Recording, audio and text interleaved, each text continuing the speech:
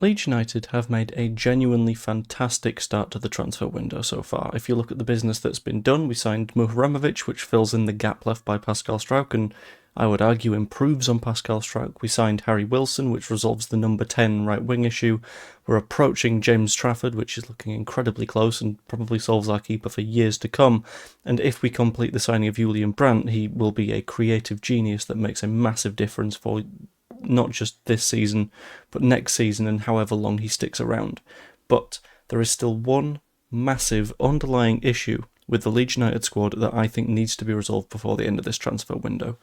Otherwise, we are taking a risk that we don't necessarily need to, and whilst it won't lead to our demise or anything silly like that, there is a chance that it could cause us bigger problems than we realise. So in this video, I'm going to cover what exactly that problem is, how Leeds United can look at fixing it, and what the overall outcome of this issue could be, because it's one that we had last season that didn't really come back to bite us, but next season it could be a little bit worse than we expect. So let's get into it. So to begin, there are various positions where Leeds United are fairly weak. We know this. You could look at the left back and go, well, we've got Goodmanson there, we've got James Justin there.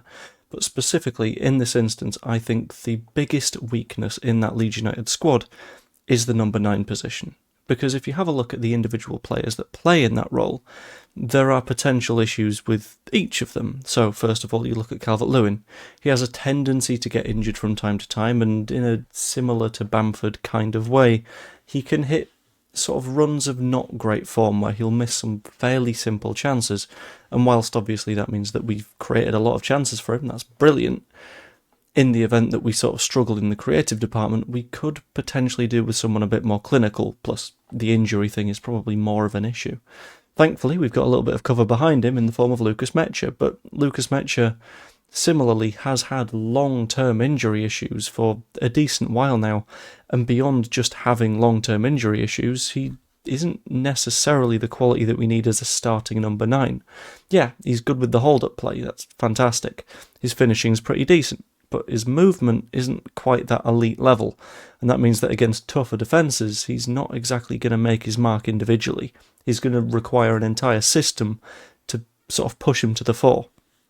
Beyond that, we've got Joel Piroux, who the club will probably look to sell, understandably, but Joel Piroux has recently made statements that he's looking to stick around this season, and he thinks he's adapted to the Premier League. Let's be honest, I don't necessarily believe that is the case, but I don't think he's the level that we need, and that doesn't really fix the number 9 issue. And Mateo Joseph, who a lot of people thought would be the solution to our problems, well, he's crocked. He's out until, at the very least, September, potentially December, and we won't even be able to sell him, let alone play him. So what are the solutions to this problem, and how exactly can we work a way forward? Well, there's a couple of options, and they're not all great. And the baby's woken up. I'll do a second take, and see you in a second. And interestingly, I think this is sort of familiar with the way that the goalkeeping situation is as well. So we know that our goalkeepers have been sort of here for a season or two and then rotated out, aside from Ilham Melier, but even then he got replaced twice by other older goalkeepers.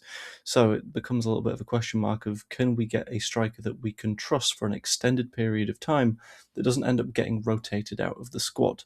So, for example, Bamford came in, baby sneeze, with Rodrigo attempting to replace him, and it didn't work, and then we got relegated, and then Piroux came in, and then Piroux has been replaced by DCL. But we're sort of looking for, like we are with the goalkeeper situation, someone to come in and really grab that position by the neck and say, look, I am Leeds United's number 9, and I will be Leeds United's number 9 for an extended period of time, because it's my role. I feel like Dominic Calvert-Lewin put in a decent audition for it last season, but you've got to look at his age and, as I mentioned, the susceptibility. There we go. The susceptibility to injury, and think, well, I think someone that's a little bit more of a sort of permanent mainstay would maybe be the way to go with that. So we got a couple of potential routes for alternatives, but they're a little bit tricky. The first of those would be, well, Noah Okafor's played in the 9 in the past. How about that one? He's not one of the people I listed a few minutes ago, but when it comes to Noah Okafor, his fitness situation isn't exactly better than the others. He can do 60 minutes of football, sure, but whenever he's asked to do beyond 60 minutes, he tends to struggle a little bit. That's why we saw him substituted off a hell of a lot last season.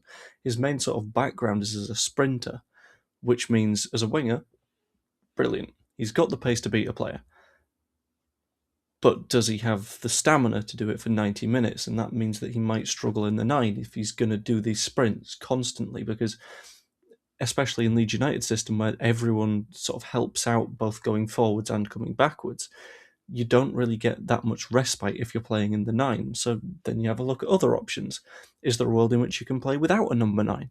So something like a 4-2-4, but the 4 is flat as opposed to 2 strikers, 2 wingers. And there's a world in which that works, sure.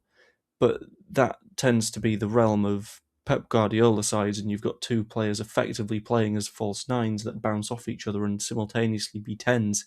And sure, there's a world in which that could make sense if you have someone like a Brandt being one of your 10s and Wilson the other, and then maybe you stick Nonto on one flank and Okafor on the other. But that feels a little bit avant-garde, a little bit of a weird choice for someone like Daniel Farke, who, sure, he's happy to evolve his tactics, but he doesn't scream experimental a lot of the time, and that's fine because what he does works. But that doesn't necessarily mean that that is going to be an ideal way forward. I'd love to see it as a test, don't get me wrong, but I don't think I would especially love to see it as our permanent state of affairs. And then maybe there's another alternative of, if we don't have many centre forwards, is there a world where you just go 2 up top? Because at the end of the day, then you've always got one centre forward on the pitch, but does that necessarily work? Sure, you can replace one of your number 9s with one of your wingers, because we do that fairly often, but I don't particularly know if that's a good alternative, and then you end up with the one solution that I think does make sense, and that is to sign another number 9.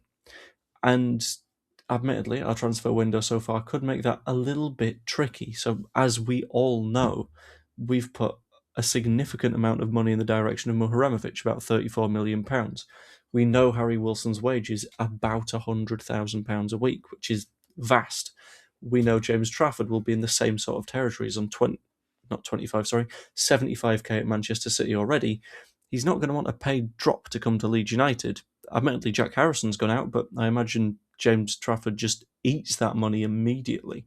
Brandt won't be cheap if we end up signing him. So you get into a position of, well, even though they've been free signings, they're relatively expensive in terms of week-to-week costs.